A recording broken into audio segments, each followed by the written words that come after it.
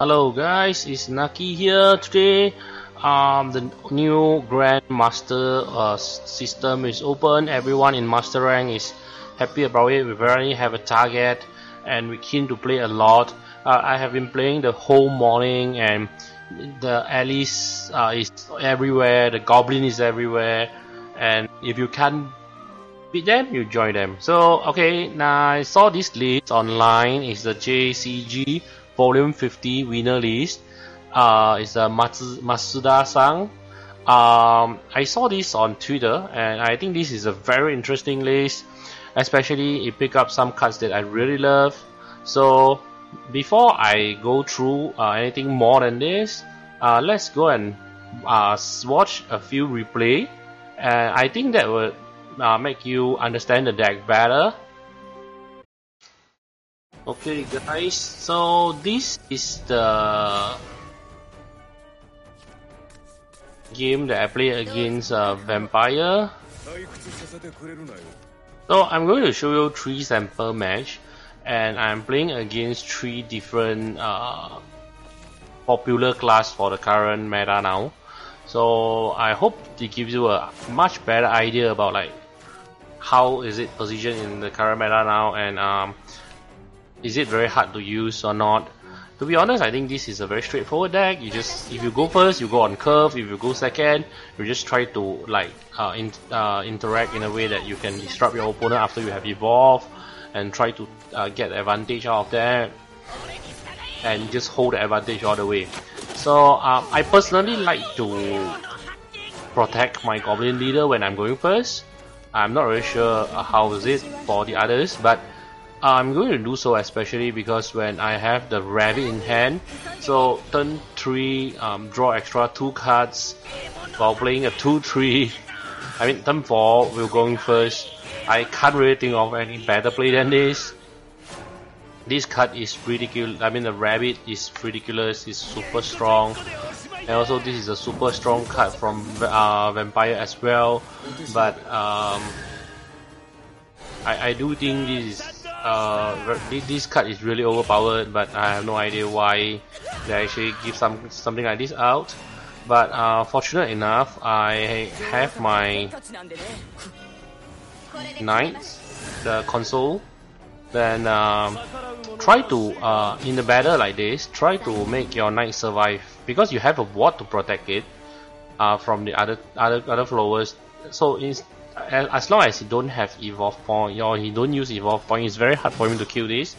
And if you can kill 2 followers, especially one of them will evolve, then I totally think that the evolve point is worth it. But this deck is very linear and you really need the evolve point, especially for like Albert, for the Lyriel and Feria and those. Every one of them need evolve point, so try not to waste it usually, but in this case I can't help. I'm just so far behind in board. I need to try to catch up. This is the key point, is that I have a 2-3 to block his 2-2. So this is a lure for him to actually come out with something to evolve and take down my shield, so he can actually eat the goblin for free. But what will happen is I will have Lyriel for that. But he actually evolved Feria, so it makes my play very awkward, if not because of he have the Baphomet.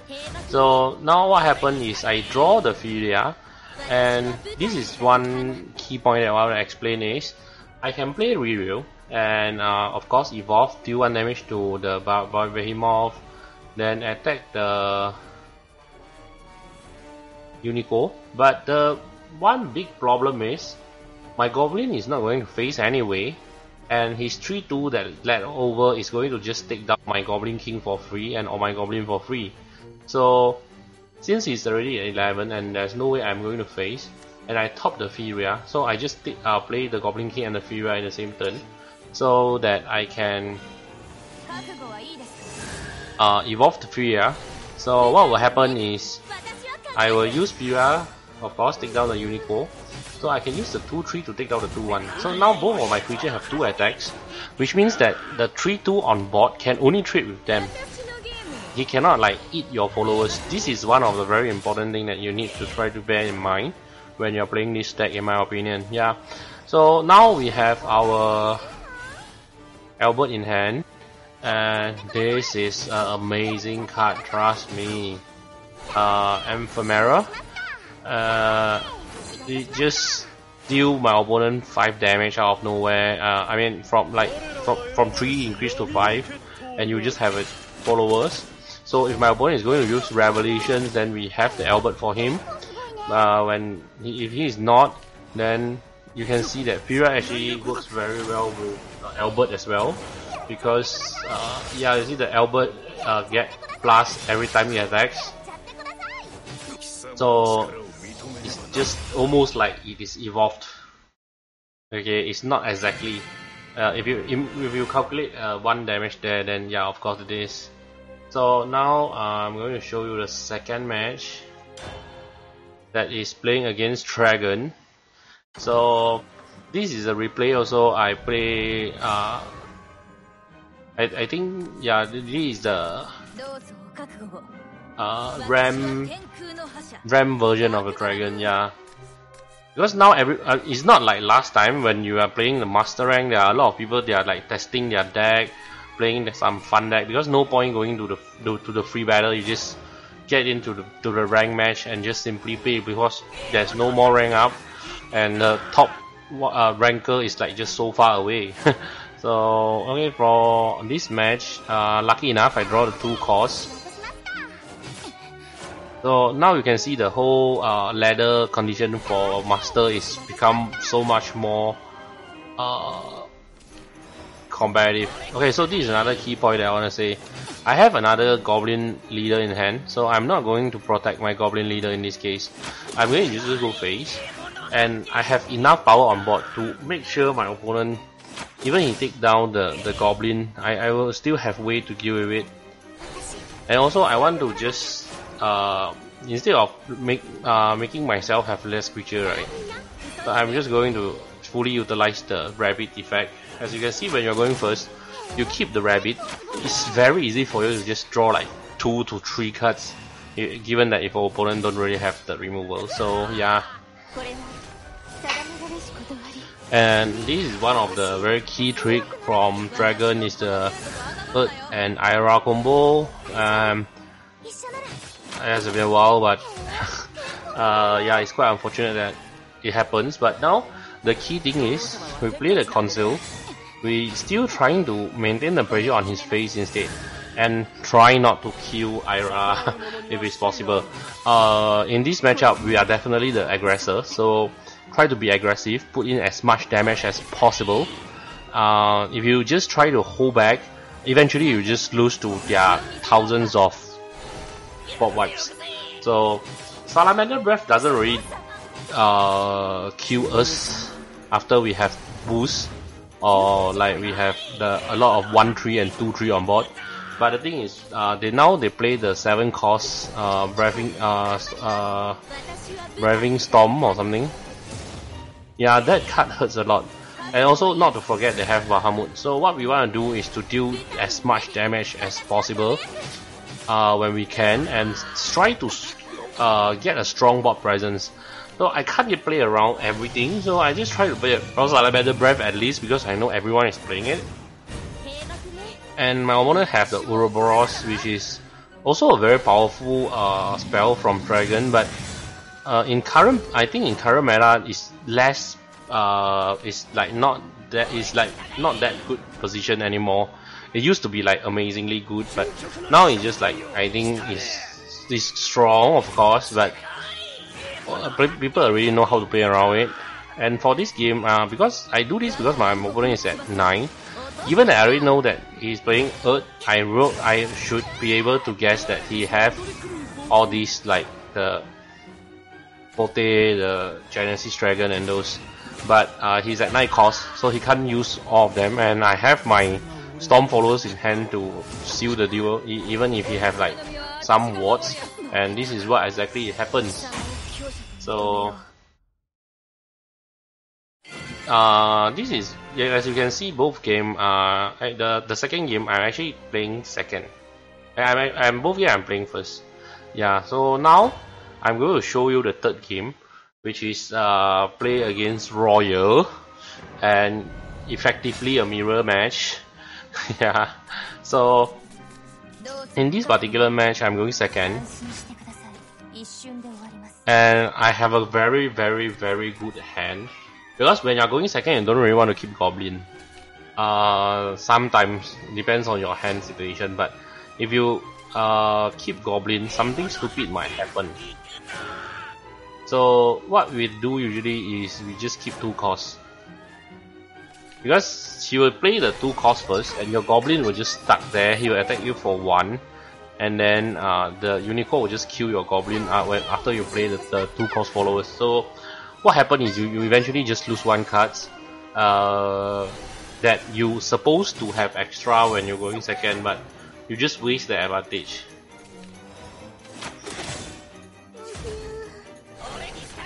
So you can see opponent using the Princess Keys, which is also a very popular card last time, but now I think most of the mastering players give up this card because of the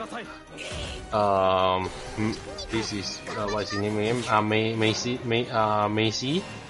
Because Macy is just so good against the keys. You just play something, play it, evolve, destroy your like 4/7, 3/6 for free. I mean, maybe with an evolve point, but I don't have any reduction in terms of power level, so it's almost like for free. So you can see I totally take over the board when I'm going second with a very tricky play. I mean, rather to say that it's a very good hand lah. So my opponent is forced to play the rabbit to draw something, but he can only draw 1 card. And as you can already see here, even we are going second, if your hand is like very good, you can still play 3 cards. So this is another thing that I want to talk about is, instead of playing Goblin first and draw 4, I decided to play the rabbit first and look for Liriel or Macy. Either of them works, and we play so many so many copies of them. So if we can get one of them, it should be fine. Worst come to worst, Furia is also a very good evolve point.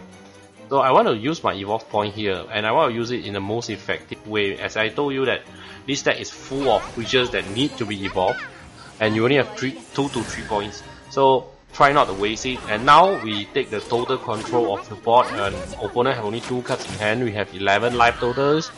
I do believe that we are in a good shape here. I can't really think of any card that can actually bring him back.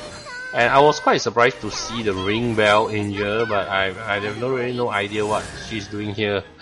It is a pure loss of tempo in my opinion, especially in current meta when tempo is so important. So of course we have the best combo in the deck. Turn 6, Ares, Furia, Evolve, bang. Everything is just so huge. And even I can't think of a card that my opponent can draw to win me, or any kind of combination of cards that he can actually use to win when he have no evolve points. So I think these 3 matches should be good enough to show you how the deck works. So now I am going to let you take a look. This is what I said. Rank match. I only lose 1 game to the Witch. It's really well positioned against almost all the other decks. So now I'm going to bring you back to the deck list, and I will be talking a bit about the Mulligan decisions. Yeah, so this is the card when you want to keep. So I won't keep Goblin when I'm going second, to be honest. So this is what you will keep. So when you are going first, you will keep Goblin, Reveal, Feria, Macy, basically anything below 2 costs. And if you have them, you can keep Rabbit Ear, Goblin, or Grimnil. But if you are going second, the keep is actually quite different. Is that you basically keep any 2 costs plus Tina. So what does it mean is you need something to pull the tempo back to your side, because you are going to lose your bots in the early game for sure, because opponent is going first, and if they are able to play a 2-2 and 2-3 on curve, then you will just so called like go behind naturally. So you need something to pull the tide, to turn the tide back to the side. And if you have anything above, you can keep Kaiser. Kaiser is a very good keep here, is because it is a very good curve fuel for the carrot, because you always need to have a neutral followers to make your other card works, as you can see. So it is very important to have the carrot in hand, especially when you need to play multiple cards in turn 4, because you want to evolve your Macy, you want to evolve your Lyriel, Feria, and then the carrot just work very well with them. So Shoe of Frame, of course, remover, get back the tempo, especially against the Vampire 3/3 2-cost followers, is very amazing. And Goblin Leader, of course, you just keep it when you have like 2 costs usually. Sometimes in some matchup I might even keep it when I don't have 2 costs. And of course, going second, you have 2 costs, I will keep at least, in my opinion. Okay, so if you have any other suggestion, feel free to just let me know and talk about it. Okay, so now this is the key things that I wanted to say, which is rather to say key things, the general tips for the deck is, if you can, don't play Albert. Albert is the finisher. Elvida can be played in like on curve.